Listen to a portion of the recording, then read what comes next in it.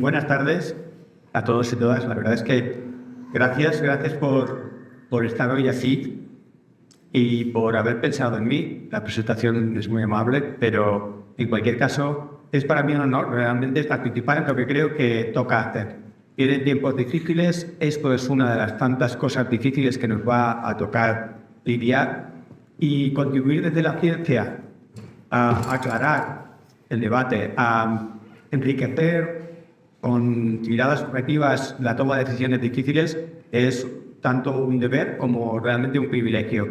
Y he venido encantado a aprender más de la situación de Mejía, que es una situación más de toda la península ibérica, de toda la parafernalia macroindustrial que asola a nuestra civilización.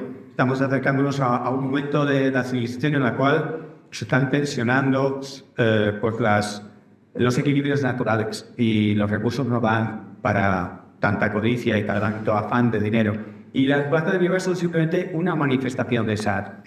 A mí me parece que es un ejercicio de democracia, juntarnos hoy, hablar, entender, posicionarnos. Las cosas no son ni blancas ni negras, la ciencia esto lo tiene muy claro. Quizá algunas personas que no son científicas también lo tienen. Tenemos que contribuir a que las cosas son más complicadas de lo que parece, huir de las frases hechas, esto está bien, esto está mal, estos son rojos, estos son azules, las cosas pueden tener más matices y hoy vamos a ver algunos de esos matices. Así que sin más, pasamos a la presentación que me va a guiar un poco en algunas de las ideas. Luego en el turno de palabra pues iremos a los aspectos más concretos que os puedan preocupar o que no hayan quedado claros. Una cosa, para maximizar la pantalla, control L. Le dé a control L y nos quitamos los bordes. Tampoco pasa nada tener los bordes, pero bien. Una planta de biogás. Yo entiendo que muchos de vosotros y vosotras tenéis una idea general. Muchas gracias. Pero conviene recordar la situación también económica, geográfica en la que estamos. Andalucía tiene ahora mismo sobre la mesa, como muchas regiones españolas, como muchas regiones de nuestro país, un montón de proyectos sobre la mesa. Aquí hay unos números que posiblemente ya se han quedado algo pequeños, van creciendo. Ahora hay como 10 proyectos ya aprobados, hay más de 60 en tramitación. Realmente es algo que está ocurriendo a gran velocidad. Y fijaros, aquí en esta profe tenemos algunas personas que lógicamente lo apoyan. En este caso es la FE, que es la Confederación de Empresarios de Jaén. Es lógico que lo apoyen, porque ven en esto una oportunidad de negocio. Y eso no es ni malo, ni bueno, ni todo lo contrario. Ellos juegan su papel. Lo que tenemos es que ver si ese papel no tiene impactos en otros sectores de la sociedad, que hoy estamos sobre todo representados aquí. Cuando se le oiga a un empresario o a un promotor de una planta de biogás a alabarla y promocionarla, tenemos que entender de dónde viene. A mí no me toca nada si un empresario gana dinero, como a la mayoría de vosotros y vosotras. A mí por vivir en Madrid tampoco me toca el mal olor ni las consecuencias, pero a vosotros sí. Por eso habéis convocado este acto, para que pensemos. Cuando te invitan a una planta de biogás, la imagen es la de la izquierda. El sol resplandece y las estructuras son muy brillantes y el acero es muy inoxidable. Todo es estupendo. Y sales de allí diciendo, el biogás nos salvará. Pero cuando es al revés, cuando es la planta de biogás la que te visita, entonces la escena se parece más a la de la derecha.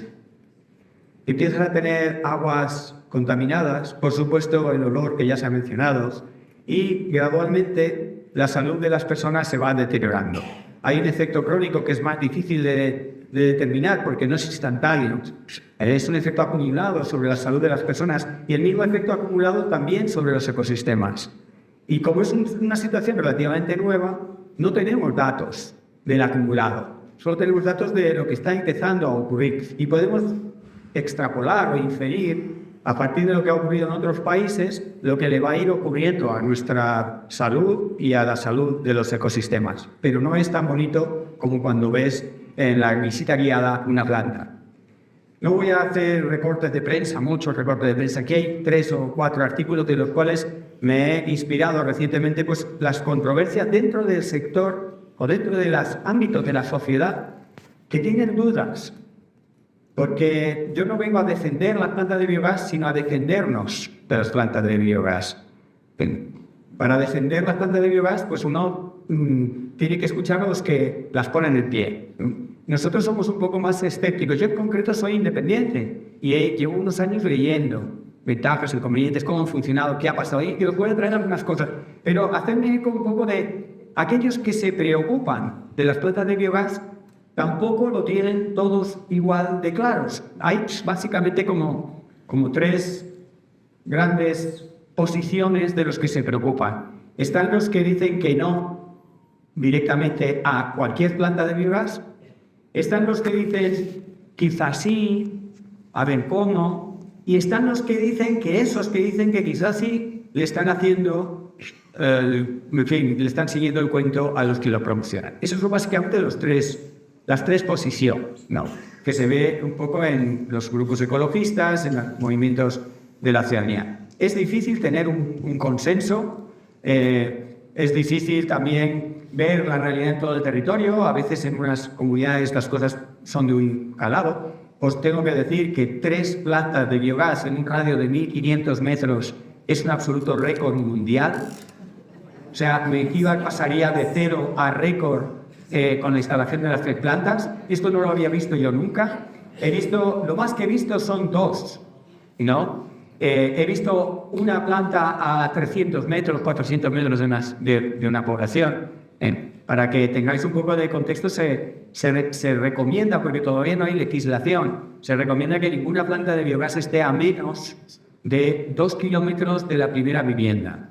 Y se recomienda que, a ser posible, esté a 4, 5 o 6 kilómetros.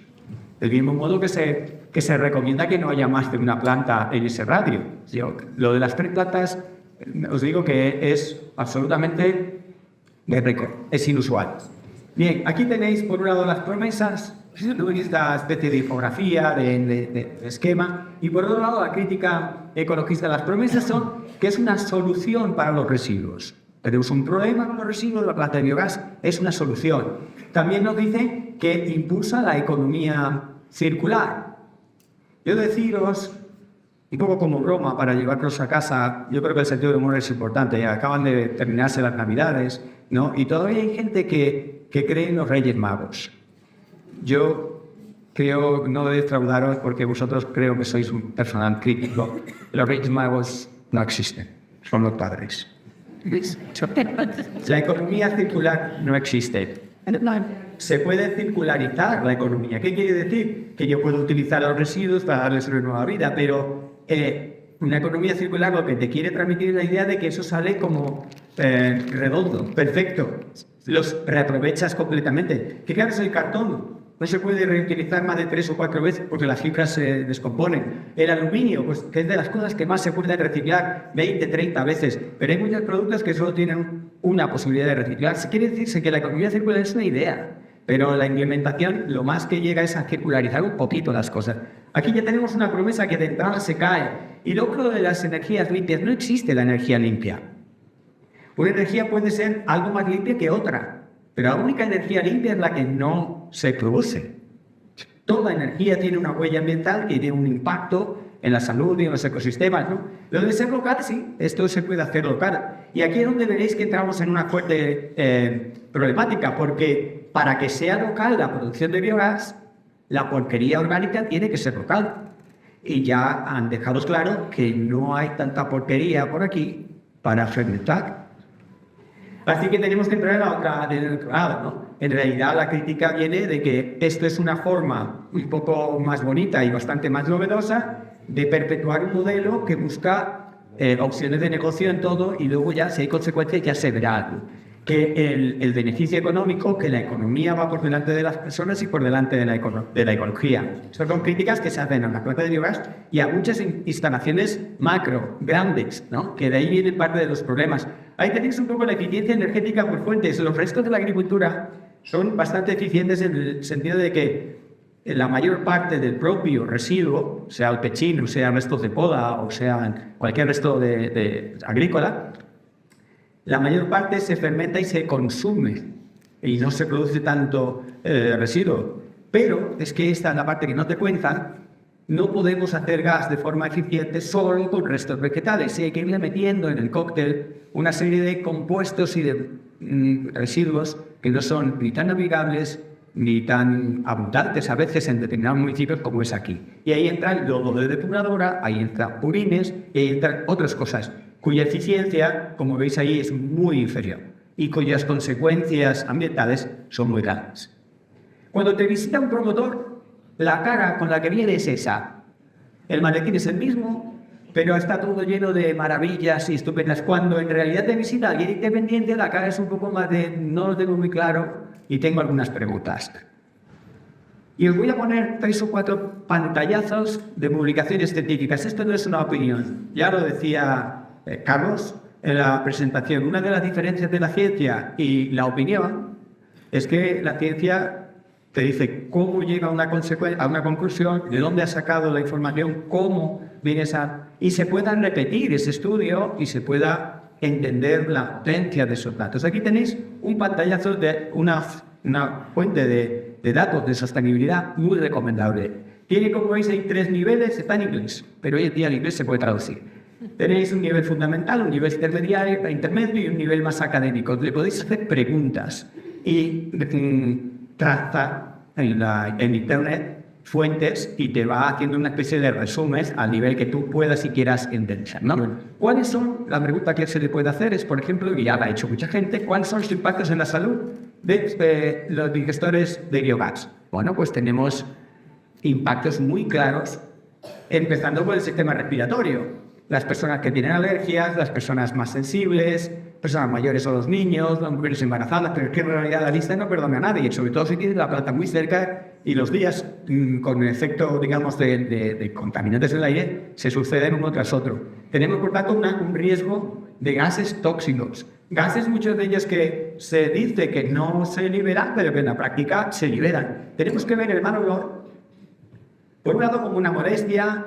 Por otro lado, como un problema de salud grave, hay personas con náuseas, ya se han visto en las entrevistas, personas con problemas, baja laboral, ya empieza a haber incluso impactos económicos de lo que se suponía que era un beneficio económico. Pero aparte tenemos que ver ese mal olor como un síntoma. Nosotros somos el resultado de la evolución, de miles de años de evolución. Nuestro cerebro, nuestro sistema gustativo, todo nuestro cuerpo responde a amenazas. Cuando te da arcadas algo, muchas veces es porque eso está podrido y te va a sentar mal. Cuando te da mareo, un olor, es normalmente porque eso no es bueno. Tenemos que entender que el olor no solo es molesto, es que es un síntoma de que hay algo ahí que no va bien. Especialmente los gases con compuestos de azufre huelen mal.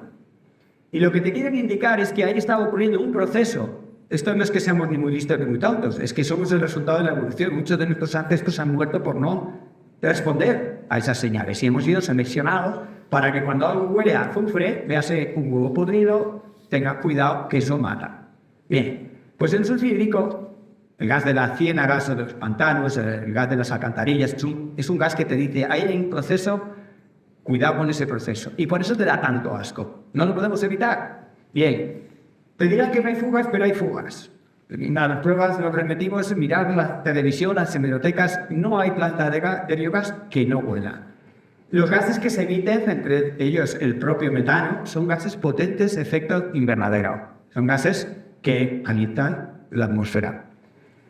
Tenemos la contaminación del agua y el suelo por parte de la fracción líquida, porque lo que ocurre en una planta de biogás es una fermentación.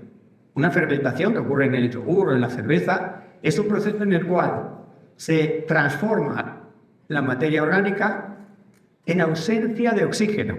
Cuando hay oxígeno se pudre, pero cuando no hay oxígeno fermenta, se altera. Bien, y se libera un gas que tiene valor energético en una atmósfera rica en oxígeno. Ese es el kit de la cuestión. Si nosotros recogemos ese gas, tenemos un gas que lo podemos quemar, entonces es el oxígeno, se fermenta. Bien, el gas tiene los problemas que os he contado, pero los residuos no desaparecen. Los residuos se transforman y salen de los residuos una parte líquida y una parte sólida. Depende de cómo se haga, a veces lo que sale es una especie de papilla semilíquida, pero normalmente está separada una fracción sólida que se llama digestato, como resultado de la digestión, y una parte líquida. Ambas son tóxicas, son contaminantes. Las concentraciones de algunos elementos, tanto en lo sólido como en lo líquido, no son buenas ni para las personas ni para los ecosistemas. La forma de aliviar esto es con agua. Claro, se diluye. Tú diluyes la porquería hasta que la concentración sea baja y bueno, pues mejor. Pero tenemos un ligero problema con el agua. No solo en Jaén, en el mundo. Ha salido un informe de las Naciones Unidas en enero de este año hablando de la bancarrota hídrica mundial. Con el cambio climático la cosa va peor, pero con el derroche generalizado sostenido durante generaciones, nos hemos quedado sin agua. Nos hemos quedado sin agua. Aunque tú la veas, es menos de la que vamos a necesitar. Aunque estos días llueva, no vamos a reponer el agua del subsuelo. Esto, dicho a nivel global, se acentúa en comarcas como Jaén. Es decir, la planta de biogás va a necesitar mucho agua de entrada para hacer la digestión y va a soltar un agua podrida, contaminada, en su sanidad, cuyo efecto se diluiría si tuviéramos mucho agua para diluirla. Pero no es el caso. Cuando uno ve lo que ocurre, por ejemplo, y para que no penséis que generalizo, planta de biogás en Salamanca, muy cerca de la ciudad, por cierto, patrimonio histórico, que a veces, según de dónde sople, pues igual no está en patrimonio. Bien. Vierten al Tormes. No, ¿cómo va a ser? No se vierte al Tormes. Sí, se vierte al Tormes. Como había gente observadora que decía ese agua viene de la planta de biogás, entonces empezaron a vertirlo por las noches. Pero la gente entonces hacía turnos y lo veía de noche. Entonces empezaron a jugar al perro y al gato y al ratón y lo hacían unas noches sí, otras noches no. Y parecía como que no vertían. Al final pusieron detectores y al final se vio que claro que se está contaminando el Tormes con agua de la planta de biogás. Cosa que los promotores te dirán que no va a ocurrir y que no ha ocurrido, pero está ocurriendo ahora en Salamanca, en el Tormes. Quiere decir que esto no es que yo creo y que es un riesgo teórico. Bueno, enrollo mucho. Aquí otro artículo más para deciros que lo que voy a decir a continuación y mucho de lo que estoy diciendo se apoya en artículos científicos trazados. Aquí tenéis la referencia, esta presentación quedará para vosotros y para todos los que quieran. O sea, todo esto se puede, el que quiera, ver el soporte. Básicamente con este artículo he configurado este dibujo, ¿no? Este esquema. Básicamente la revista es una revista de justicia ambiental. Es una revista hecha por juristas, abogados, que les interesan los derechos ambientales de las personas.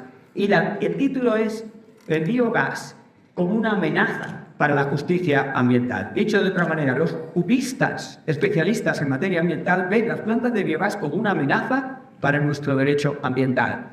Y, por ejemplo, hablan la energía no es limpia, lo que sale es tóxico y contaminante, cosas que nos suenan de haberlas dicho ya, pero en este caso desde el marco jurídico y de violación del derecho ambiental, ¿no? Expande infraestructura de combustibles fósiles, cuando habíamos dicho que los combustibles fósiles había que sacarlos de la ecuación. Una trampa financiera para los agricultores, por ejemplo, a los que se les dice tendrás un fertilizante, de fertilizante nada, el digestato es bastante problemático y hay que tratarlo. Es el público el que paga y la industria la que se beneficia. Vamos a ver una cosa. Si yo no estoy en nada de desacuerdo y creo que nadie de aquí estará en desacuerdo que la industria gana dinero, bien. Pero cuando gana dinero, no solo amenazando nuestra salud, sino directamente con nuestros impuestos, yo tendría que ver algo de ese negocio, ¿no? Pues estos negocios se deciden a puerta cerrada. Por eso os decía que esto es un ejercicio de democracia. Pero ¿cómo puerta cerrada con mi dinero? Si es mi dinero, que se abra la puerta y que lo cuenten. Las subvenciones que está recibiendo el biogás, que por eso proliferan los proyectos, vienen de nuestro dinero, no vienen de Marte. No hay ningún filántropo ni filántropa poniendo dinero para que se hagan plantas de biogás. Lo ponemos nosotros. Entonces nosotros ponemos un dinero, las empresas lo hacen realidad, no te cuentan hasta que ya está todo muy hecho dónde lo haces y cómo lo haces, y priorizan seguir ganando dinero a poner seguridad que cuesta un cierto dinero. Esas ecuaciones son fáciles de entender y nadie las cuenta. Bien. Por supuesto, las comunidades más vulnerables siempre son las que pagan más el pato. De hecho, la localización a mí me parece lo de Mengíbar también sorprendente de que se atrevan con 10.000 personas, que acabáis informado que acabáis de pasar de categoría de pueblo a ciudad por superar esa barrera de los 10.000. Normalmente las plantas se ponen en zonas de sacrificio, designadas así. Fijaros qué bonito nombre, ¿eh? Zona de sacrificio. Y se identifican y están cartografiadas en Europa zonas de sacrificio. Básicamente es un sitio donde vive poca gente y no habrá mucha contestación social. Pues mira, dado con Mengíbar, vaya por Dios. Y aquí se informan y son muchos. Y le viene algún científico y le da todavía algún argumento más.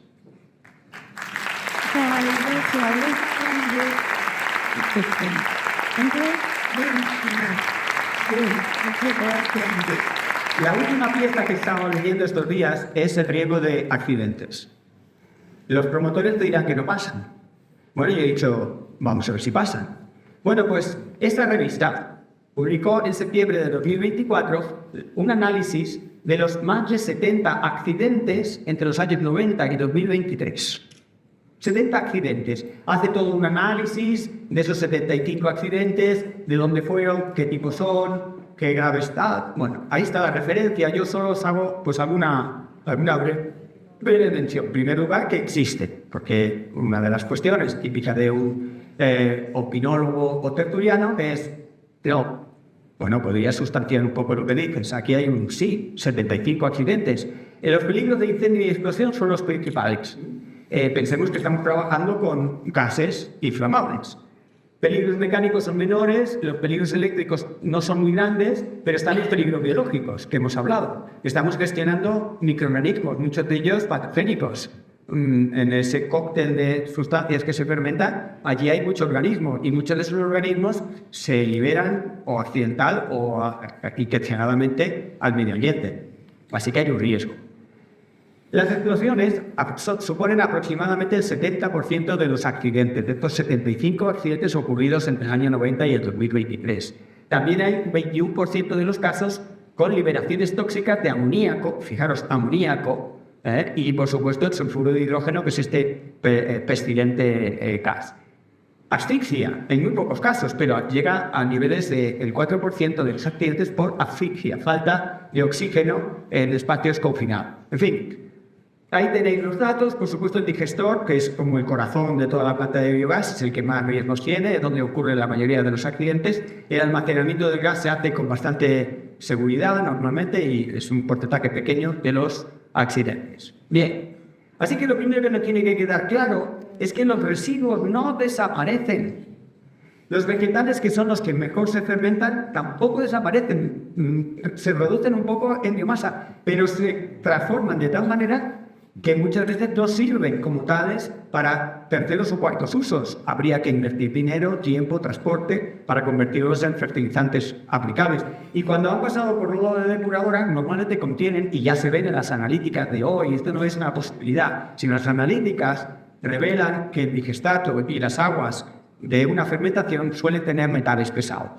Y otros contaminantes, pero metales pesados, que están prohibidos en cualquier gestión de alimento humano.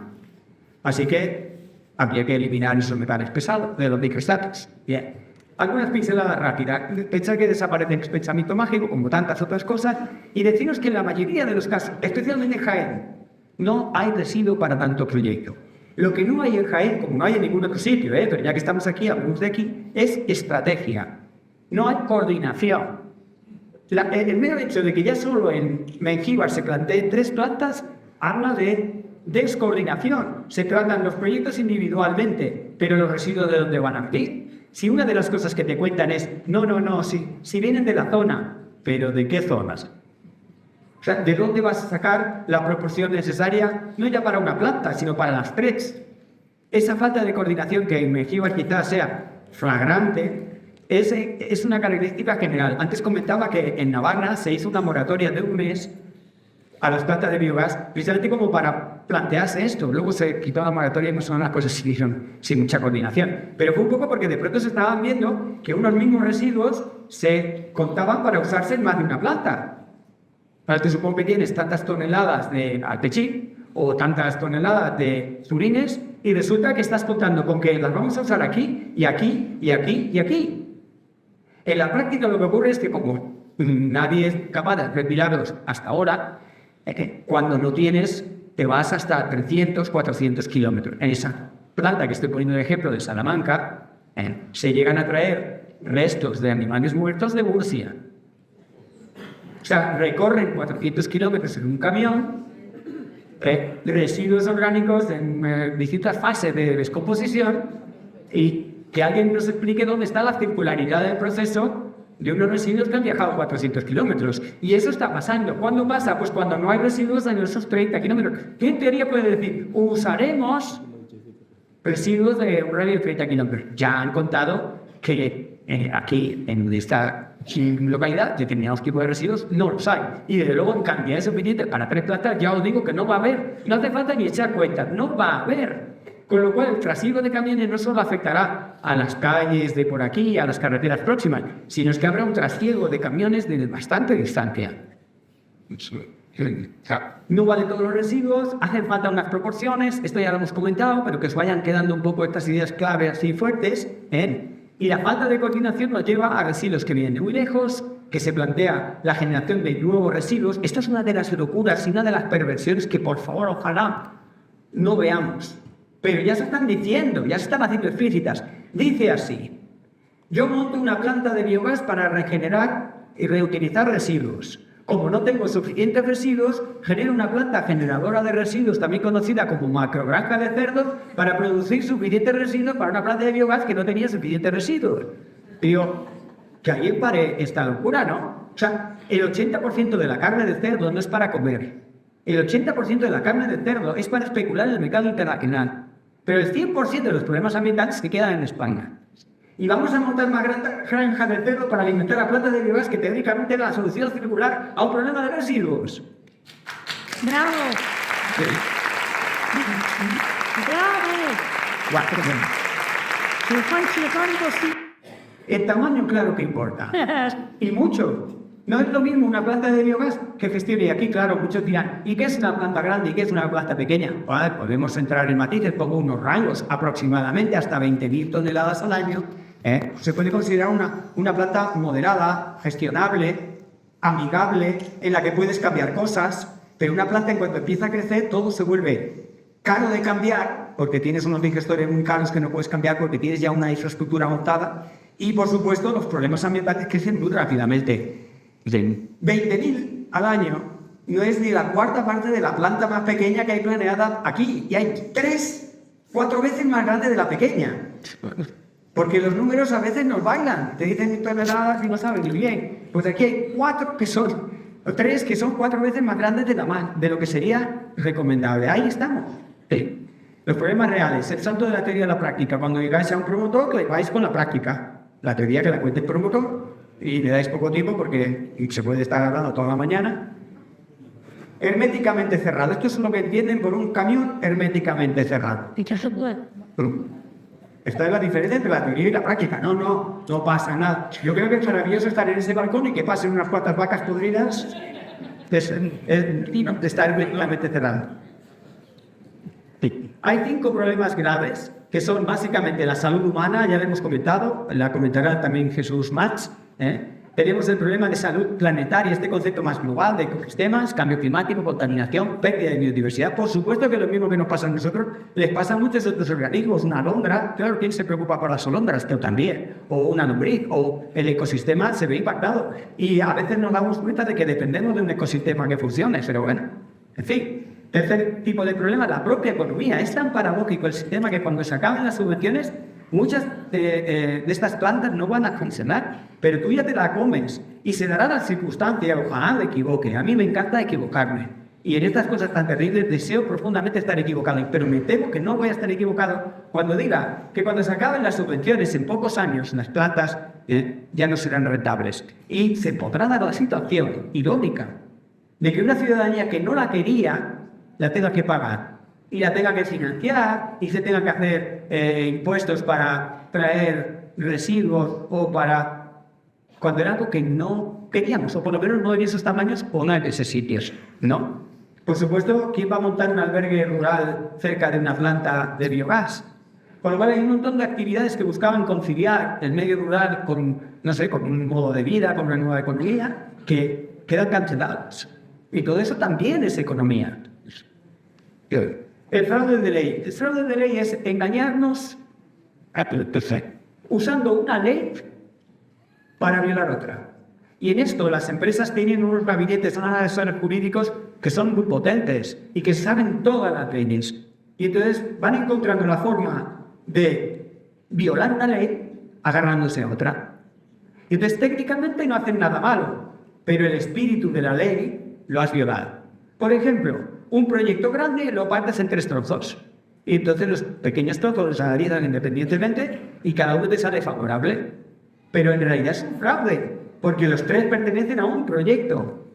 Eso se aplica a los campos fotovoltaicos, eólicos, a las plantas de macrogranjas y también a las plantas de biogás y a las balsas de purines y a las líneas de gas o las carreteras. Se parten en trocitos o se analizan de forma que salga favorable, luego ya se ve otro favorable y cuando te quieres dar cuenta está instalado. Eso es un fraude de ley. Y ahí necesitamos una ciudadanía crítica que le haga abrir los ojos a sus señorías, los jueces, porque los jueces muchas veces ni saben de medio ambiente, ni quieren entender, ni tienen los asesores pertinentes en estas materias, y la mayoría de los jueces favorecen la actividad económica sobre las personas. Esto es muy duro, pero esto está en nuestra Constitución.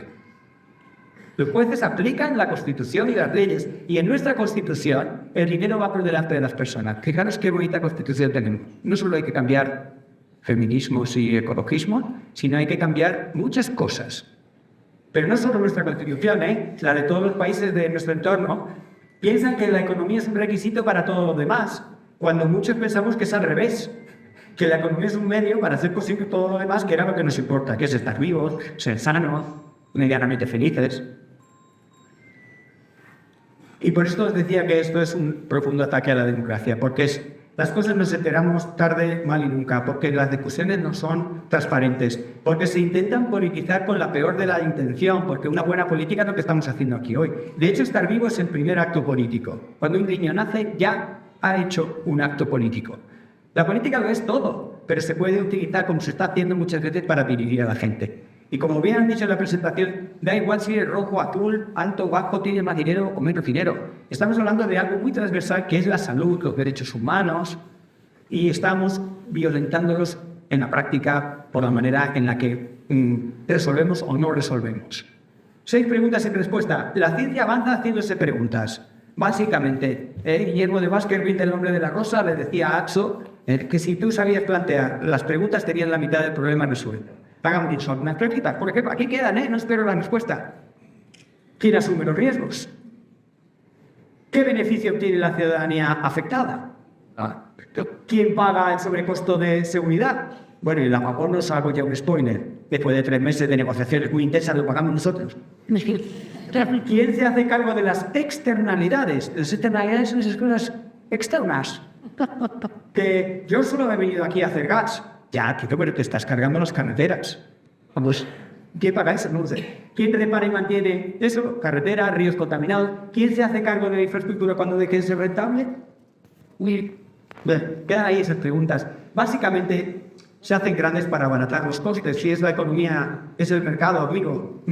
Las plantas grandes no son seguras, no pueden serlo por definición. Es una tecnología relativamente nueva. Incluso para Alemania, que lleva más de 30 años con plantas de biogás, están ensayando ahora estas plantas que España quiere poner de la noche al día sin tener la más mínima tradición ni experiencia.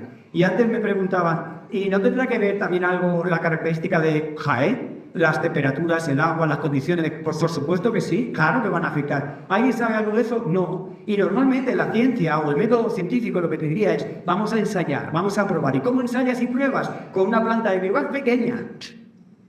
Y ves qué pasa. Y ves si funcionan las cosas que han funcionado en otros climas, en otras regiones, con otros residuos. Y lo ajustas. Y una vez que tu planta pequeña funciona, la has ajustado, le has cambiado el digestor 7 veces, has hecho lo que tenías que hacer, entonces te atreves a escalar un poquito, y un poquito. Pero va pasando el tiempo y los inversores están inquietos. Eso no es científico, la inquietud de los inversores que se la aguanten los inversores. No. En fin, ya voy acabando, que podríamos decir, básicamente, pocas, seguras y limpias harían de las plantas de biogás una solución o una buena alternativa a los residuos orgánicos, pero no estamos. Muchas gracias. Claro.